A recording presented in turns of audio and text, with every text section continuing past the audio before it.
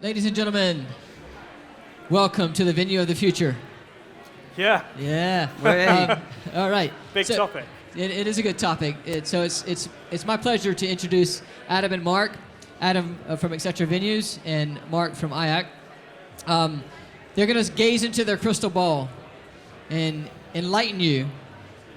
We're going to vision Big it. pressure here. Yeah, absolutely. Enlighten you on what the venue of the future looks like. Yep. We'll give you an idea of what we're thinking. Yeah. Yes. Before we get going, though, and I think most of you probably been doing this all day, but this session for the Q&A, if you go to web.meetu.com, enter the meeting ID. You can submit any questions anonymously there, and these gentlemen will answer those questions later. Okay, great. Yeah. Over to you. Lovely. Thank you very much, Caleb. Thank you. Yeah, so, welcome to the venue of the future. A quick talk, what we're going to talk to you today particularly about is going to give you a bit of an idea of what we see that venue of the future looking like. It's going to be a bit of a collaborative effort between myself and Mark. We'll talk you through our background in a minute, but really just to kind of talk you through what we're going to talk about today. Essentially, it's going to be 4 observations from me, observations actually on trends that I think are affecting the venue design, the location of venues nowadays, some of the space allocation in venues and the tech that's built into those. And then I'm going to hand over to Mark, who's going to talk to you a bit about some of the research that IACC have done. So, Mark, do you want to just intro that bit? Yeah, no, absolutely. So I'll be bringing you the latest research from IACC's Global Meeting Room of the Future initiative. We're going to be looking at the views, opinions, the headaches that 250 meeting planners over 3 continents have delivered to us in terms of where they want to see the meetings industry in the next 3 to 5 years. So that'll interweave nicely with what Adam is going to be sharing with us in terms of some of the insights of his company and their global trends around the world as well. So we're going to have some fun. Yeah, we are. So we thought, just to kind of set the scene, the term venue has an extremely broad variety of venues. I mean, we're in what was a brewery, now converted, so one calls this a venue, and it rolls all the way through to world famous venues like Twickenham. I'm a big rugby fan, so Twickenham's one of the ones that pops into my head all the time. So venues as a whole is a very broad term, and I think what we wanted to do is just kind of set the scene slightly, and we've got a little poll running just to understand a little bit of what one sees in the future, or what you guys see as being an environment suitable to running meetings. So this is in one word. What kind of environment do you expect to be holding meetings in the future, given that we're here today in an old brewery? What else are we thinking? And Adam, these can be venues, these could be rooms, these could be indoors, these could be outdoors. I mean, be as creative as you can at 3:30 in the afternoon. And I guess that we could probably get away, we won't break it if they use 2 words to explain, maybe. Yeah. Keep going. There's a few of you having some ideas out there. Go on, anything and everything. Great. Someone said to me, wilderness. A wilderness resort is a venue nowadays. That's one of the kind of venues. Can we start to see the word cloud? Maybe look at that. Okay, great. Okay, 5 responses. We'll just get a few more if you can put them in there. Like I say, maybe these are some of the spaces that you want to see events taking place in the future, but they're not currently today. Maybe because the environment, the architecture, the operating environment isn't strong enough. Okay, let's take a look at the ones that we've got. It's not going to be a big cloud.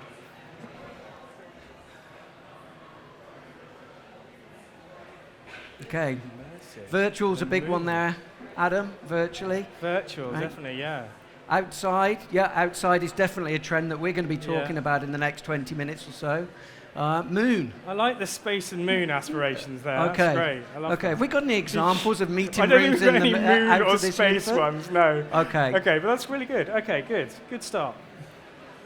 Okay, well, just a little bit about me and my organisation. I'm Mark Cooper from IACC.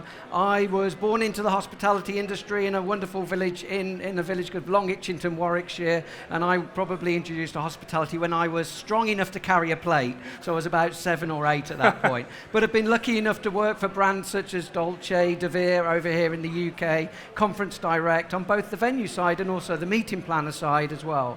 So I've been charged with working with organisations like Pearson, Coca-Cola, enterprises. And hopefully, as we look at some of these trends, what I'll deliver is a little bit of a balanced perspective between you as meeting organisers and third-party agencies, as well as venue operators as well. So, a little bit about IAC, and I only want to share this because it's probably relative to the research and the trends that we're going to see. IAC was born in 1981. We represent about 300 venues around the world, including a good number of Adams properties.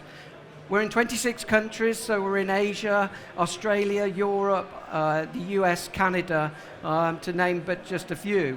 And what makes IAC unique is it represents only those venues that are probably the more focused and dedicated to creating great meetings experiences. So we hope the top 1% globally. Yep. And when we look at the research today, consider all the trends and the environments that we're providing to be those which are looking after events of generally 150 or less delegates. Everything from smaller conferences to meetings to training and development. So that's what we're really going to be focusing on today. Yep. Now, our Meeting Room of the Future research is only 3 years old. Some of you may have read it, you may have picked up on it. We look at the perspectives of meeting planners, but also the perspective of venue operators, and bring the two together. As an association, what we try to do is we try to bring the best brains and knowledge in the room together. So whether they're the most entrepreneurial venues around the world, meeting planners that do nothing more than book meetings and events day in and day out, and really have a vision for what the future should be, or organizations like Microsoft, PSAV. I mean, you may be surprised to see Microsoft as a brand there, but interestingly, Microsoft have been involved in our research because they want to be a bigger player in the future. They want to be able to replicate that, putting the hand up in the room in a virtual way, better than they're currently doing that today through technology like their Surface Hub. Over Adam. to me. So I'm just going to give you a little intro on etc.venues. We operate 15 venues across the UK, London, Birmingham, Manchester, host around 18,000 events a year and see about 850,000 delegates come through our doors. So we feel we've started to get a fair amount of data and information and feedback and things on what the expectations are developing and what they look like. This one particularly, County Hall, which we opened only last year, 68,000 square foot of space on the South Bank. Even with that sort of amount of space, we had to be quite careful about how we put the space together, considerate about the wayfinding in the venue, and talk to our customers really about how we define that space. So 68,000 may sound like a lot of space, but you've got to be careful with, particularly in urban areas, about using that space effectively. We open about 20,000 square foot of space a year, and we've got a fair amount in the pipeline. Just a bit of a cross-section. Most of our venues in London, as I said before, they're very important that if we keep opening those venues of 20,000 square foot, we keep innovating, we keep making sure that we look at the wayfinding, look at the different spaces that are used in our venues and how they're used. Manchester took us 6 years to find, so a lot can be said for location when it comes to venues. It's really quite key. So that just gives you a little overview of etc.venues. I do want to mention a couple of things in the pipeline. The first thing being we have a venue on the cards to open next year, which will hold 800 theatre, and that'll be in central London, so pretty sizable space. I know we're going to kind of focus today on the smaller meetings, but that's a big one coming, and we think that's going to be quite a big change for the London landscape. And equally, next year we've got 2 coming in New York. So I'm saying fall. I said this to Caleb earlier. He looked at me strangely and went, "I've anglicised. It's autumn, Adam. It's not the fall." But sometime in the fall next year we'll be opening 2 in New York. So look, that just gives you a little overview of etc. And as I said, a lot of what we're hearing and learning from our delegates coming through our doors is what comes from these observations. So let's move on to the first one. Millennials. I'm not one. Mark? No? Close, No, but just okay, outside. Yeah. I think IAC's one, actually. That's why I laughed earlier, because it was 81. And I went, That makes me one, IAC's right? a millennial. That makes me one. I think millennials have been overhyped, potentially. But what I'm trying to get at here is that there is very much a generational and structural shift going on. And that generational shift is one that's affecting the way we work. It's affecting the way we travel, the way we communicate, very much the way we live our lives. Some of the examples of that, just to give you an idea, that I think are really important, are actually from the demographic side. So the audiences and the participators in events are getting younger, they're getting more tech savvy, and as such, and as a result, one's got to think about embracing that. I think the other thing that one's got to look at, particularly when it comes to that generational change, is that they're moving away from the ownership concept. They're taking rideshare, like in Uber as a situation, and saying we don't need to own a car. And then on top of that, you've got then the working environment changing. That working environment is really becoming a very different place, a very different and more flexible place. You get the likes of, design elements and the likes of these guys, where you're starting to see a blend between the home, the office, the coffee shop, and that's really having quite an impact on the design of venues. If you've got someone like WeWork, this isn't a coffee shop, this is actually a working environment. If you've got someone like WeWork, who are now actually operating nearly 500,000 square foot space in London, nearly 5 million in globally, the expectation on venues is going to change. And I think that expectation is going to look to more open plan, it's going to look to more collaborative space. Mark, I think you've got some instances of more homely setting. So that's the first observation. I think Mark's going to elaborate a bit on that for you.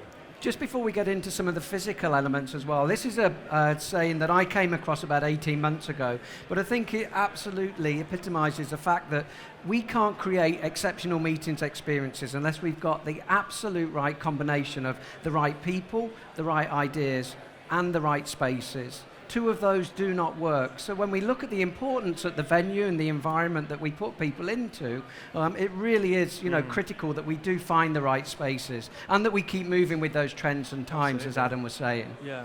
There's definitely evidence that we're shifting from a style of venue, from a formal business setting to a more homely setting as well.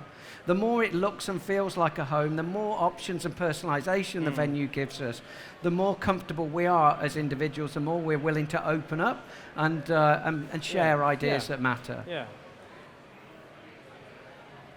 Breakout spaces kind of went away 4 or 5 years ago. People were trying to do more and more in the plenary room. The trends and research that we're seeing now is that breakout spaces and working in smaller groups is starting to come back in vogue again and becoming more and more popular. You finding that, Adam? Absolutely, yeah. And then, it goes without saying, those spaces have got to facilitate more conversational delivery. It cannot be one way. Today's an exception, I know, although we're bringing some of the polling in there just to try to get your interaction a little bit in this half an hour. But when we look at meeting environments now, we've got to think about those in terms of, can the environment help conversation and facilitate conversation? And that means things like acoustics as well within a room, because that will either help it or become a major barrier. This is an example I wanted to show you of creative physical spaces. This is in Sweden, just outside Stockholm. Now, in case you're thinking that this venue has created it, or this company has created it with a furnishing company where they've hired in, that couldn't be further from the truth. This is a standard setting of the breakout rooms of a 120 guest room conference centre just outside of Stockholm in a place called Sigtuna Höjden. Look at the colour, look at the art, look at the fact that, when we talk about flexibility, which is a really key point, they can change those meeting environments to be more collaborative, more open space, but they don't have to call conference services in to do it. The delegates can do it themselves, and they want to do it themselves. Yeah. Look at the comfort, guys. Look at the comfort. I know you guys are all sat on very grand chairs. Yeah, not so comfortable chairs. They came from the royal wedding, I think. I mean, look, if the blend of home and workplace and venue space are all coming together, that you're definitely going to start seeing that comfort element coming in. People are going to want to be able to sit and feel comfortable wherever they are and whatever venue they're at. This is actually some of our shots of a collaborative space that we've just launched at Monument, where we've tried to bring some more of that comfort, more of that homely sort of feel to it. You've got the fridge there that people can help themselves to. It's just allowing people to feel more at ease in the environment and then therefore more productive. So that's just good example Great, of that. thanks, Adam. Second observation. So, ultra-urbanisation, one knows that about 54% of the global population now lives in urban areas. You saw on the demographic slide there just before that roughly 85% of Americans are going to be living in urban areas in 2020. That's only 2 years away, so it's not far. So it's not actually just developing countries, but it is developed countries that are all moving rapidly into the cities. I heard a stat that about 3 million people move every week into urban areas. So what does that mean in terms of the kind of knock-on effect of space? Well, space and venues, they need to be thinking about that carefully. A good example, if you just want to, good example is actually in Milan, this vertical forest sort of demonstrates the fact that everything's on top of each other. You know, you want everything on your doorstep. You only really want to travel if you're going on holiday to get away from it all. But what you don't want to do is to find everything isn't close and nearby. That's why everyone's moving in terms of urbanization side of things. But I go back to that point of the need to have this space thought about. And what we're really seeing is that actually the multi-use of space. So having it used for a day, but then also being able to translate very easily into an evening space as well. Equally having a huge amount of flexibility to do various different things within the space, not just leave it to one single purpose. Because, as I said, it's tough demand. So the movement is absolutely going in the direction of creating more flexible, more inviting, more innovative and creative spaces and meeting spaces. So 37% of those venues that we surveyed in the last year have said that they've moved to 100% flexible meeting space. So no more tiered auditoriums and lecture theatres with fixed seating. The move is moving away definitely from that. 69% said that 75% or more of their space is now flexible meeting space. So what are they putting in those spaces? Just some examples. I appreciate you can't see it from those distance, but kitchen and dining style furniture. I was in a meeting room in Eindhoven recently. They've actually got an Arga in there.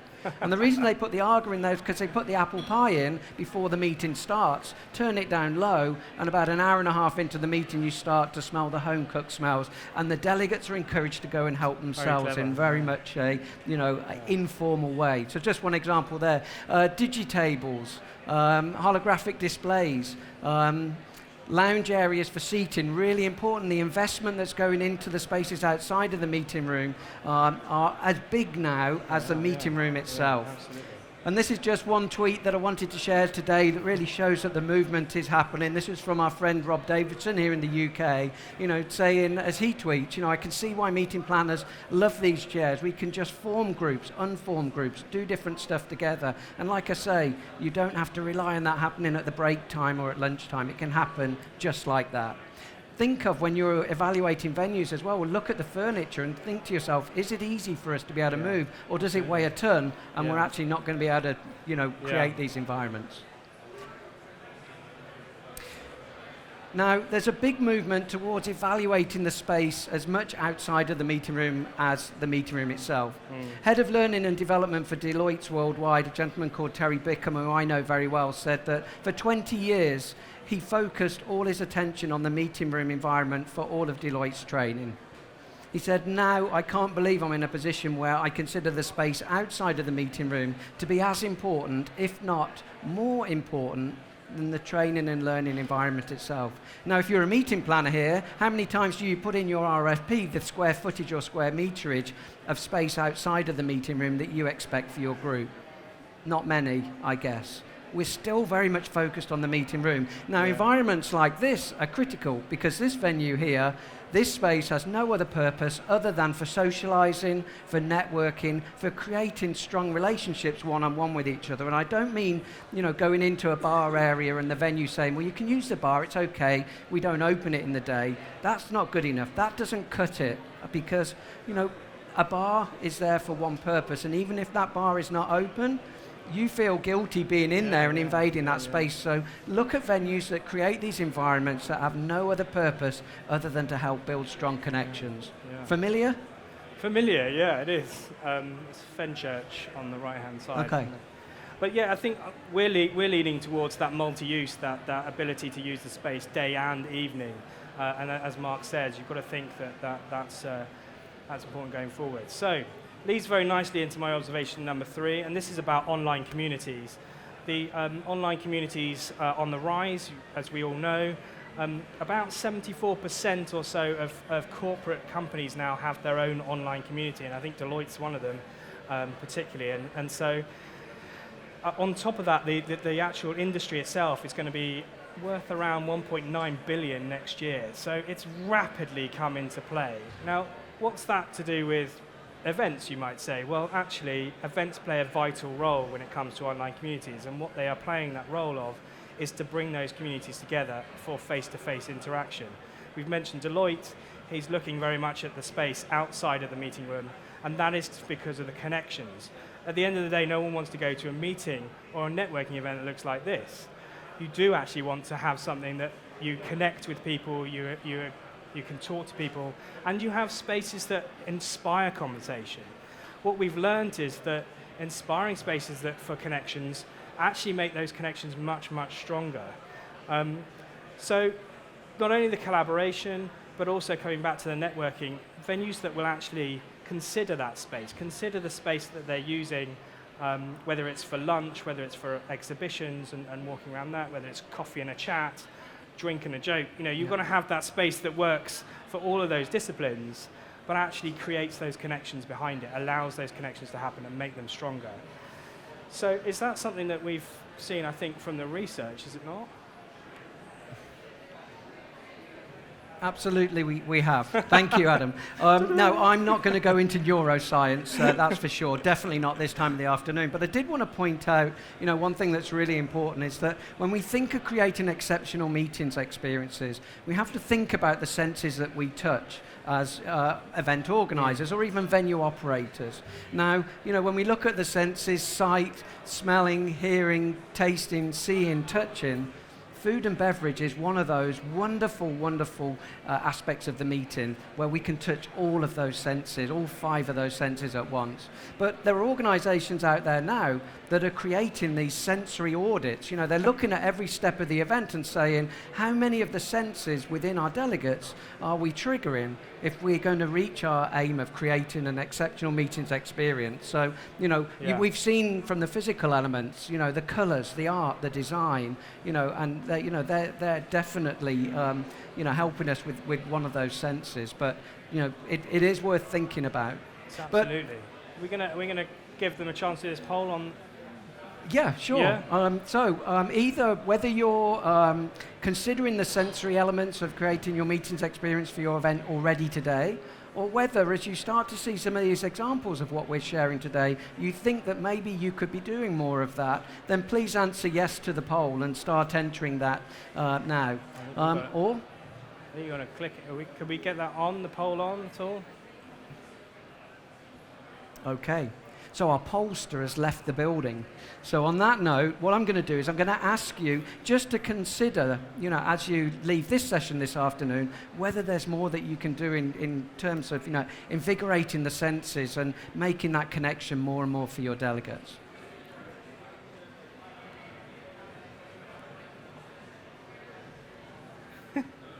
There we go. Right, so we're getting into the final sessions now. When we look at food and beverage and what meeting planners have said that they're important, of course, creating food and beverage service solutions and styles of food and service that help facilitate networking is absolutely key. Productive meal service in the day has to allow delegates to be able to do probably 5 or 6 things. Yes, they've got to eat. Yes, they've got to network. They absolutely have to pick up their emails. They have to be able to connect with their home, and they have to do their social media. In fact, we're encouraging them to do more and more social media. And if we stop them doing all 5 or 6 of those things at a lunchtime or an evening session, then naturally they're going to come away feeling unfulfilled and unsatisfied when they go into their next session. So the style of food and service works. Why we're seeing a lot more buffets and networking style food service offerings as opposed to the formal sit-down meals where it constrains you. Continuous refreshment break stations. Here in the UK, it's pretty much, it's pretty common now. You see it in most venues, or most good venues, that is. Still, though, in Europe and in the USA, we've still got too many of those pump flask options that are put out at a certain time for half an hour and then taken away. Yeah. So, there's that move now to create team building within the refreshment break, so really getting the most from those. 2 examples I'll leave you really quickly. One is we were in Paris, we had a conference and we had the chef come out to make chantilly or chantilly cream that was then put into the pastries that were given to the delegates, and they actually had a go. Another one, we had the delegates making pastel de nata cakes in Lisbon in Portugal. The venue provided those team building opportunities and demonstration opportunities without cost, and we negotiated it into the contract. So team building doesn't have to be a expensive element. And then, as I mentioned, the spaces outside of the meeting rooms are more and more important today. Think about taking the delegates outside, if you can, within the venue, not just for a barbecue dinner or for an evening, but even just for 10, 15 minutes for their tea and coffee break, because the outdoors really helps create that sense of well-being and health. And more break times to encourage socialising, of course. Over to observation number 4 to you, Adam. Last observation, and to be fair, I couldn't come to a technology show and not talk about technology as an observation. I think smart services here is what I'm kind of considering most. I'm going to flash through this relatively quickly because I know there's quite a lot to get through. Technology and smart services, we all talked a lot about these sharing services here. We know a fair amount, and this is the collision of all of those trends that I've mentioned before. So your younger generation, your online communities, and the urbanization coming together and affecting these. But that's having a knock-on effect. One thing that I'd like to just highlight here is Airbnb has made it quite acceptable to go to someone else's house when you're traveling. So that's that blurring again of the home, the venue, the office coming together. One of those guys has actually ventured into events industry already. They've got point-to-point events solutions for transport. So they are considering our industry already. And smart services that we all are aware of, some of the ones we're using today, I think the major part that venues can make a play on is the participation part. So we've had a go at participation today. It's a very short session, but over the course of a conference, one will want participation to be really, really high with your audience. Some of these things, these smart services allow you to do that participation side, but they rely on one fundamental from the venue, and that is Wi-Fi. So I'm going to hand back to Mark, who's got some telling stats on Wi-Fi. Wi-Fi and internet infrastructure, hey? You're getting really excited. But first of all, VR technology. We've seen some excellent examples of that here today. Still, when we talk to the meeting planner community for those events of under 200, they're not quite sure how it's going to impact them in the future. It's still a little bit of uncertainty there. Now, undoubtedly it will do. One interesting piece of feedback that we received from one meeting planner was that they feel that virtual reality will start to play more of a pivotal role in our conference industry at the point where bringing in a level of speaker that's here with virtual reality being a lower cost point than bringing in a lesser quality speaker personally and flying her or him halfway around the world. That will be the tipping balance between virtual reality really getting accepted. So, George Clooney for the price of Prince Edward. Yeah, for the price of us. There you go. We'll wait for that one. Which one are you going to go for? But it won't appeal to our millennials. They don't know who they are. No, definitely not. There was another stat that we saw in our research this year, which was a slight dip in the number of conference apps. Now, sometimes we give this information out with a health warning. I'm giving that one out with a health warning today. We think it may well be just a blip this year. With some of our research meeting planners maybe focusing on very specific non-profit or governmental events where conference apps have not yet become common usage. But generally speaking, we're still seeing, as this example shows, 91% of meeting planners said that audience participation creates a positive difference for their events. A massive number. If any of you run events in Latin America, be cautious of using audience polling, because we ran that same survey this summer and only 41% of meeting planners in Latin America found that audience polling and participation created value, which is a huge differential between the rest of the world, but just shows there are regional differences as well, Adam. 58% of meeting planners said they will not book a venue if it cannot guarantee the speed and quality of broadband that's needed for their meeting. I disagree with that statistic quite strongly. And the reason I disagree with it is because I think it's more aspirational from our meeting planner community than it is a requirement. Still, there are not enough venues that will provide a guaranteed level of broadband and internet usage out there, and it's absolutely got to be where we want to go, where we want to be. 72% of you don't pay for broadband anywhere else, wherever you go, whether it's coffee shops, whether it's whole cities now around the world. So why should we be paying for everything, it? And then 20%, so for any of you that really are focused on the technology aspect who are providers in technology, technology is one of those elements that absolutely some of meeting planners are feeling maybe enforced to introduce into their meetings without knowing the value of them. And here's just some examples. I use Speed Checker all the time. Next week, we're actually going to launch our own broadband Speed Checker, which we hope that you can use. You can download a guide for the Conference and Meetings Internet from iacmeetings.com if you want to learn more. It's kind of the 101. But on that note, I know we're coming up to the half-hour mark now. We're going to open up to some Q&A, Adam. Questions, but you've only really got like a minute or so. So open them up to questions. You can do it through the polling if you want to, or through Caleb at the back there who can ask some questions. If you raise your hand, I'll bring the mic to you. We have time for... We have some time. We have some time? Yeah. If there's any questions here, we can... It's the last session on this stage today, so we can we can push the boundaries. It's a good job you didn't tell us that at the beginning. I know. I waited to the end. We would have really gone for it. Anyone want to flag, ask, shout? Or disagree with any of the statistics that you've seen, because these are only opinions at the end of the day. I disagree. Okay, Caleb, what do you disagree with? In general. Oh, just in general? No, you guys are spot on, I think. There's a lot to take away, hopefully, from that one. So, questions? Caleb, have you got a question? Well, I just want to go back to what you said about the office. The office world and how that's blending in, right? Blending, But then also, I want to talk about how you talked about the home, comfortable, leisurely. How are you seeing that all come together? Good question, Ed. So it's something that's really affecting the design going forward. I think, as I said before, 500,000 square foot of space from someone like WeWork, where they have really taken it to effect on blending those that element of coffee shop to home to workplace. I think if you're day-to-day living and breathing in that sort of environment, you're going to start to expect similar soft venues, similar easy to access food and catering, similar to connect to areas for your tech.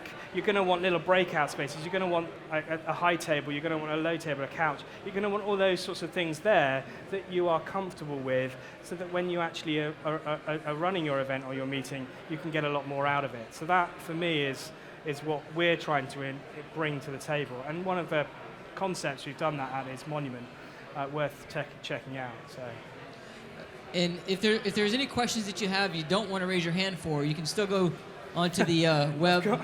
We've got submit those questions. We've got one on here. Caleb, I'll just pick that one up. Will venues install VR as standing rooms? Actually, we're seeing the movement in the opposite direction. We're seeing venues being responsible for creating exceptional infrastructure, Wi-Fi and internet, but that's because a lot more of the equipment is being brought into those spaces, to be able to meet the needs, varying needs of venues now. So seeing less built in and more brought in.